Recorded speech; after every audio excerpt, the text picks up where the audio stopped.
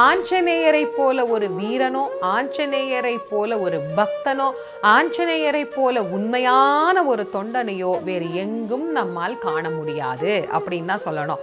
ராம நாமமே போதும், எனக்கு எந்த உலக பதவியும் வேண்டாம் அப்படின்னு சொல்லிட்டு இந்த உலகத்திலேயே இன்றைக்கும் இருந்து கொண்டு எங்கெல்லாம் ராமநாமம் ஒலிக்கப்படுகிறதோ அங்கெல்லாம் சென்று அங்கே அந்த நாமத்தை சொல்பவர்களுக்கும் பயபக்தியோடு அதை கேட்பவர்களுக்கும் அருள் புரியக்கூடிய தெய்வமாக விளங்குகின்றவர் தான் ஆஞ்சநேய பெருமான்.